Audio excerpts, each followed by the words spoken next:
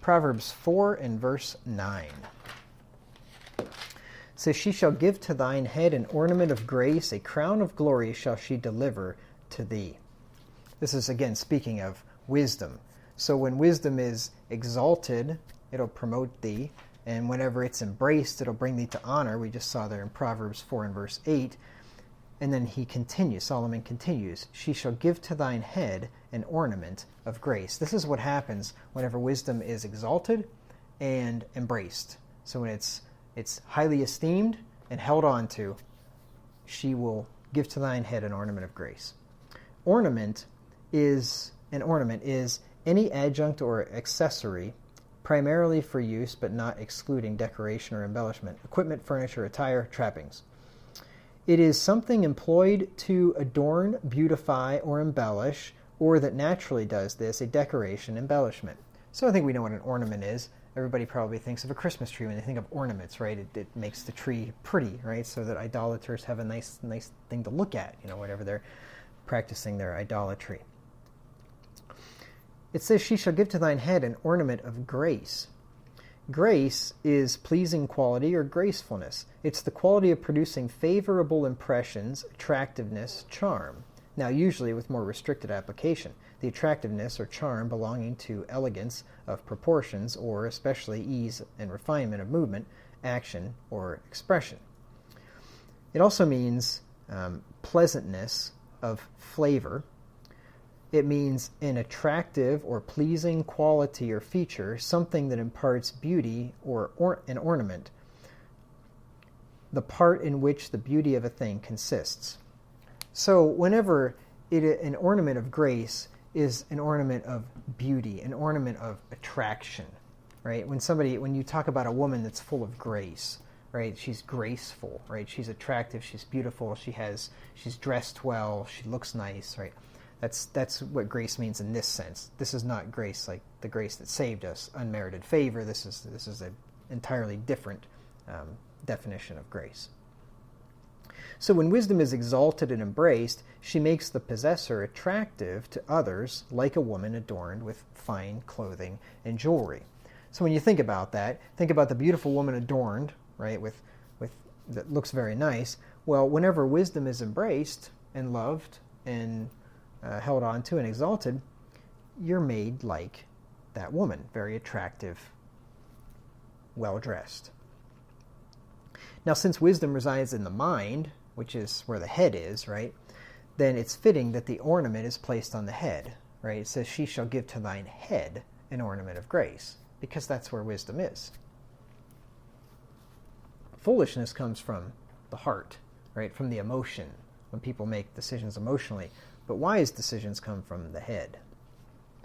It says, a crown of the next part of the verse says, a crown of glory shall she deliver to thee. A crown is an ornamental fillet, wreath, or similar encircling ornament for the head, worn for personal adornment, or as a mark of honor or achievement. A coronal or wreath, I don't know if coronal, probably coronal, or wreath of leaves or flowers. Now, we typically think of a crown like a golden crown, which goes around the head. But if you think about it, have you ever seen the pictures of the Roman Caesars, and they'll have the leaf, the crown of leaves going around their head? So that's what this definition is referring to there. But anyway, it's an ornament that goes on the head. It's a crown of glory. Glory is exalted, praise, honor, or admiration accorded by common consent to a person or thing, honorable fame, renown. So the crown of glory is it's a figurative encircling ornament of the head, which is a display of honor and achievement. Right? Whenever somebody wins the race, or wins wins the homecoming court vote, they get the crown, right? So you get this display of honor and achievement, which is not really an achievement to win that. It's probably a popularity contest, and if you happen to be the prettiest one. But anyway, that's what a crown of glory is figuratively. This crown will be delivered by wisdom. because it says, a crown of glory shall she deliver to thee. So wisdom is the one that's putting that crown on your head. In other words, the crown comes via wisdom. If you have wisdom, the crown comes, right? You end up being put in a position of honor and glory if you have wisdom. Now, I want to look into this crown of glory thing just a little bit here. It says in Proverbs 16 and verse 31 that the hoary head is a crown of glory. It's always good whenever we want to understand what words and phrases mean. If we can find that word or phrase used elsewhere in Scripture and look at it, we can get a good idea by comparing Scripture with Scripture. Proverbs 16:31 says, the hoary head is a crown of glory if it be found in the way of righteousness. Anybody know what hoary means? White. White. Yes, you looked in the outline. Cheater. You didn't say that we Yeah. couldn't look at Right. Hoary. You ever hear, like the Bible talks about the hoarfrost? That's H-O-A-R, hoarfrost. Like the white, frost is white, right? So the hoary head, the white head, the guy with the white, or the girl with the white hair, in other words. So the hoary head is a crown of glory. It also says in Proverbs 20 and verse 29, the gray head of old men is their beauty. Proverbs 20:29. You're starting to get there, so you got a couple of grays. What if you don't have any hair? I have a beard, and I'm getting some it. grays So in maybe it. getting some hoary beard. I have a hoary beard. Actually, I do have grays if they grow out. The ones that are left, anyway. Proverbs 20 and verse 29. But you know what happened to the kids that made fun of the Elijah or Elisha, go up thou bald head? And he was cursed. Cursed him in the name of the Lord, and they were torn, 40 and 2 of them were torn by 2 she-bears. Proverbs 20 and verse 29. So beware of making fun of the bald pastor. I was just asking a question. Proverbs 20:29 says, the glory of young men is their strength, and the beauty of old men is the gray head. So the gray head should be a beautiful thing. And I think most of the time, men that go gray, most of the time I think it looks pretty nice, really.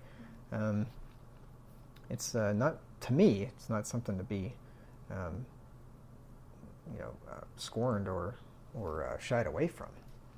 I think it looks nice. So white and gray hair is a sign of age, obviously. And wisdom should come with age. Job 32 and verse 7. Should. Job 32:7. That's Psalms. Job 32:7. This is Job's friend Elihu. There was 4 men that came to Job. There was the 3 that came, Bildad and Zophar, and I forget the other guy's name. Anyway, they came and they spent the first 30-some chapters berating Job unrelentlessly, just over-the-top, ridiculous stuff that they were saying, which the vast majority of it was not true about Job. Some of it was true in general of wicked men, but they were applying all these horrible things to Job, and Job didn't do any of these things. So these guys were not wise. They were old. They were very old. It says someplace in here that they are, I think he might have even said, right here in verse 6, and Elihu the son of Barachel the Buzite answered and said, I am young, and ye are very old. Wherefore I was afraid, and durst not show you mine opinion. And young people ought to take lesson from here. You should let older people speak first. If they show themselves to be fools, then correct them, but you give them the chance to speak first. Well, anyway, these 3 had spoken for a long time, and Job had been defending himself, and Elihu finally has enough, and he's going to set them in their place and Job in his place. So he's being younger, he takes his time and he lets them spew forth all of their nonsense, and then he's going to take the floor here.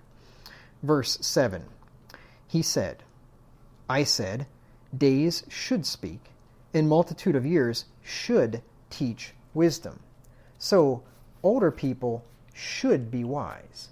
Wisdom should come with age. Unfortunately, sometimes it doesn't. Verse 9, great men are not always wise, neither do the aged understand judgment. So yes, days should speak, years should teach wisdom, but sometimes great men, meaning old men, are not always wise. And that's a really sad thing. It's a sad thing when you find an old fool. It's bad enough to find a young fool. They're everywhere. But it's sad to find an old fool.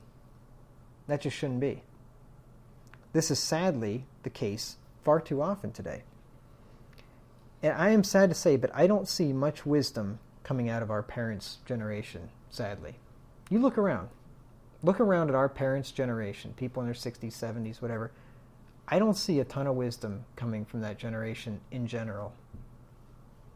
Really. Think about it. How many people in that generation would you go to get some sound advice that their lives aren't in some screwed up mess already? It's sad. How many old people do you know living out sound biblical principles in their lives? A few. A few, but not very many. You just look around just in general. I don't see very many. Minority. Yeah, it's a vast minority. When you find one, you latch onto them because they're hard to find. And it shouldn't be the case. I have a feeling that in generations past, you could find an old person and you found a wise person, typically. Because in generations past, people were brought up under the Bible, with the Bible, learning the Bible, going to church. But our parents' generation grew up in the 60s, in some of the worst decades that this country has ever known until these more recent ones. And a lot of them grew up without the Bible. They didn't grow up learning anything. And that's why you have, a foolish baby boomer generation, a self-indulged generation that are only concerned about themselves, that are a bunch of spoiled brats, basically. A lot of them are. Not all of them, but sadly, way too many of them are. And their kids are just that much worse. It's really sad. In other words, an aged person's white head should signify wisdom. When you find somebody with a white head, they should be wise. But white hair and age alone do not make a man wise. Just because you have managed to survive on this earth for 60 or 70 or 80 years doesn't necessarily mean you're wise. Just because your heart is beated many tens of thousands of times and you've taken lots of breaths doesn't necessarily mean you're wise. Just because a man is old doesn't automatically make him wise. You know what makes a man wise? A man's decisions make him wise. The hoary head is a crown of glory if it be found in the way of righteousness. Proverbs 16 and verse 31. So we younger people here, we're still young, we're under 40, we're all young, right? We younger people here, if we want to be wise, it's not just waiting another 30 years until we get old. That's not going to make us wise. What's going to make us wise? Making good decisions. And how are we going to do that? By reading and studying and learning and understanding the